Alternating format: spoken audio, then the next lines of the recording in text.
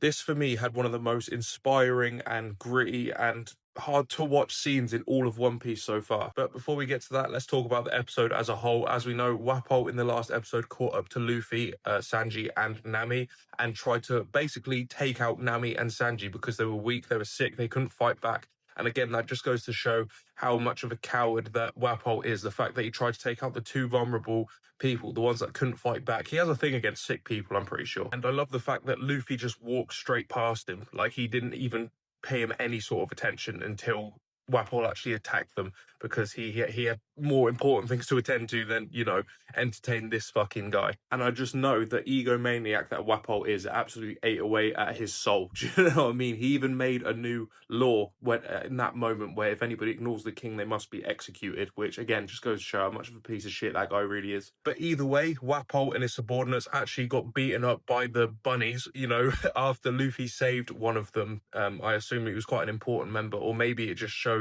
the sort of kindness that humans have that these bunnies haven't experienced before. I'm not too sure, but either way, they ended up beating up Wapol's gang.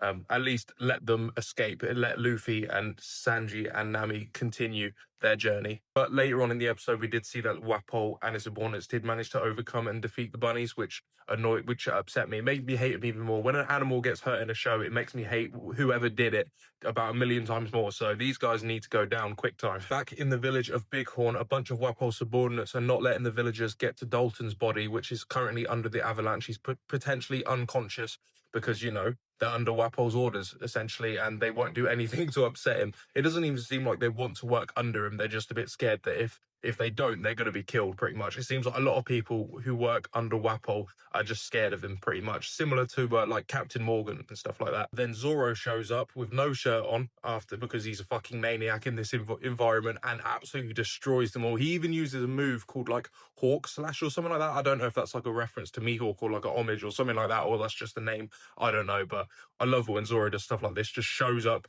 like, kicks ass, and then basically leaves. You know what I mean? I just thought that was really great. He shows up with no shirt, beats up one of them, takes their clothes so he's a bit warmer, and then destroys the rest of them, which I just thought was so good to see. Do you know what I mean? You always like seeing people like that get beat up by, like, Zoro or Sanji or whatever. It's just fun to watch. Do you know what I mean? But the scene I'm talking about, which was really hard to watch, was the scene where Luffy is climbing the side of the mountain in order to get to Dr. Koreha's house, and he's got Nami on his back, he's got Sanji's clothes in his mouth, carrying him like that. His fingers and his toes are scraping up the mountain. Sometimes he slides down it, and there's blood coming from his fingers and his toes. His skin is like purple and red due to, like, the hypothermia and the frostbite and everything. And he's just in absolute agony. I don't know who the voice actress is for Luffy. I got to look that up, but she did an amazing job conveying, like, the pain that he was in, or I'm not too sure, but they did an amazing job conveying the pain and stuff that Luffy was in that moment. And the pure grit and determination that Luffy showed during this just makes me admire him as a character even more. Like, the dude's amazing. This is like a fucked up version of when Goku climbs up Korin's tower. Do you know what I mean? It's way more gritty and consequential than that, but still. Not to mention the fact that Luffy gave his clothes, whatever, like, warm clothes he was wearing, he gave that to Sanji. Like, he put it on Sanji and Nami so they were warm, and that's why he's so, like, frozen, basically. And it just goes to show what an awesome leader he is. But after that agonizing climb, Luffy does end up getting to the top of the mountain, to Dr. Koreha's massive mansion. It was a bit of a weird visual seeing them Luffy climbing up this mountain in the most agonizing fashion possible. And they get to the top, and there's this beautiful castle at the top. These people are living almost in luxury, and it's just like, wow, it's just a bit of a crazy thing to see after that. But what was even crazier is Chopper can transform, a bit like Dalton. Maybe they ate a similar sort of devil fruit. I'm not too sure, but Chopper can turn into, like, a big version of himself, and as we saw at the end, a little version of himself.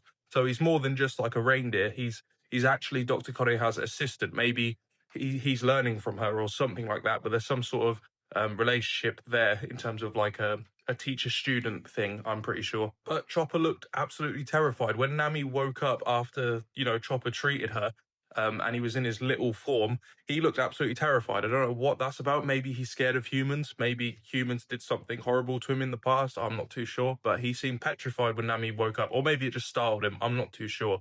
But I'm really excited to learn more about this Chopper and Dr. Koreha and actually see what's going on. Also, how long has Dr. Koreha been here? Because Vivi and Usopp were looking for her for ages, and she's been here. Do you know what I mean? I wonder how long that's been the case, but who knows? But anyway, yeah, this episode was absolutely incredible. God, it had me on the edge of my seat watching Luffy climb the side of that mountain, bro. Like, so well done. Like, the storytelling in this and just like the suspense and world building and I mean everything in One Piece has been phenomenal so far. And I really, really enjoyed this episode.